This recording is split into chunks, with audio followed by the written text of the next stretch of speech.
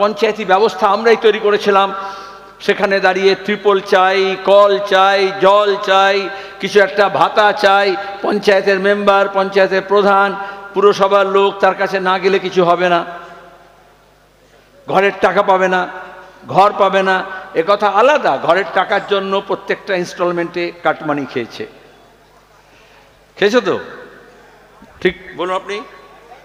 হ্যাঁ, কত টাকা দেবে, কত টাকা নেবে? 100 দিনের কাজের প্রশ্নেও তাই। আচ্ছা, গ্রামে একটা রাস্তা হবে তাই, কালভার্ট হবে তাই, স্কুলের মিড ডে মিলের চাল চুরি করেছে, ICDS এর খাবার চুরি করেছে। যারা শিশুদের খাবার চুরি করে তার থেকে অধম কেউ হতে পারে? এই তো হয়, যে ডিম চুরি করেছিল এখন সে ডিম ফিরে আসছে। জ্যাসা করনা ওয়াসে হাগনা, তাই তো? যেমন খেয়েছে তেমনই তো হাগবে। তো পরিষ্কার হয়ে যাচ্ছে এখন। তাহলে আমাদের এখন দাঁড়িয়ে কাজ কি, সেটা বড় কথা। এই যে দেখবেন খবরের কাগজ, টেলিভিশন চ্যানেল, এত সব আছে, বড় বড় নাম করা, তাদের কেউ এই খবর দেবে না, এই যে আপনাদের খবর।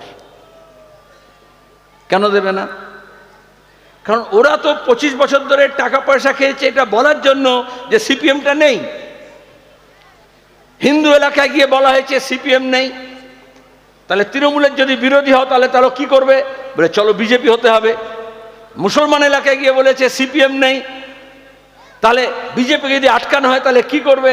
তাহলে চলো তৃণমূল করি।